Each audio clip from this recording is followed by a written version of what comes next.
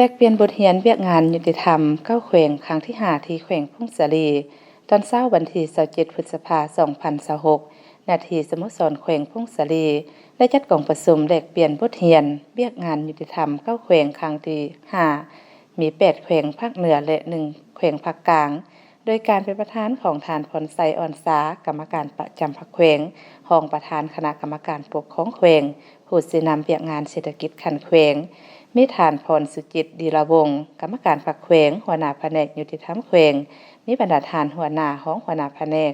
บรรดาหัวหน้าของหัวหน้าแขนงและวิชาการแผนกยุติธรรมเก้าแขวงเข้าร่วม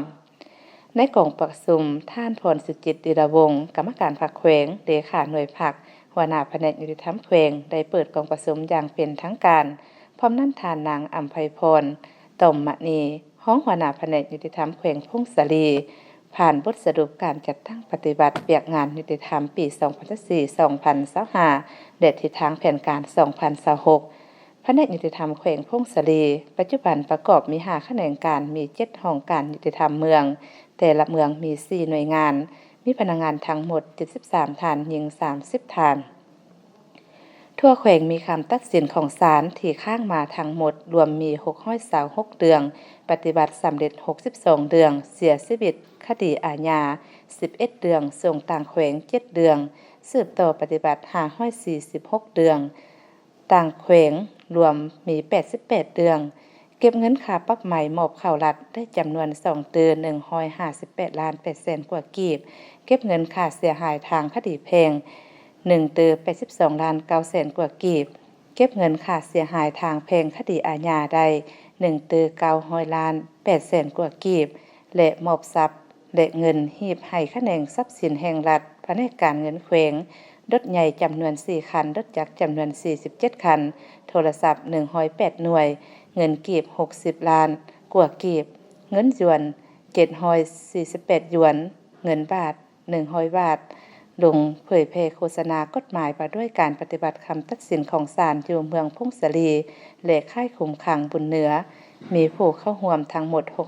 698คนหญิง61คนได้มอบปึ้มกฎหมายว่าด้วยการปฏิบัติคำตัดสินของศาลให้การนำเมืองพงศาลีจำนวน10หัวนอกจากนี้ได้ออกหมายเรียก4ครั้ง31ฉบับหมายเชิญ36ครั้ง83ฉบับมีผู้เข้ามาจัดตั้งปฏิบัติอยู่แขนงปฏิบัติและห้องการประจำค่ายคุมขังบุญเหนือมีจำนวน332เดือง332คนหญิง24คนได้ลงจัดตั้งปฏิบัติคำตัดสินของศาลอยู่กลุ่มเทศบาลเมืองบุญเหนือได้2ครั้งมี15บ้านได้เข้าร่วมกองประชุมคนขั้วอภัยโทษลดผ่อนโทษประจำปีได้2ครั้งจากนั้นบรรดาแขวงได้ผลัดเปลี่ยนได้งานเรียกงานสร้างนิติกรรมใต้กฎหมายเรียกงานการสร้างบุคลากรกฎหมายเรียกงานปฏิบัติคำตัดสินของศาลเรียกงานโฆษณาเผยแพร่กฎหมาย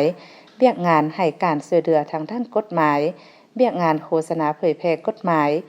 พร้อมทางรายงานเรียกงานการไกล่เกลี่ยข้อขัดแย้งขันบ้านและเรียกงานยุติธรรมเด็กและเรียกงานทะเบียนศาลเติมอีกโอกาสนี้ประธานกองประชุมมีคำเห็นเจาะจิมพร้อมทางประกอบคำคิดคำเห็นอย่างกงไปกงมาเพื่อ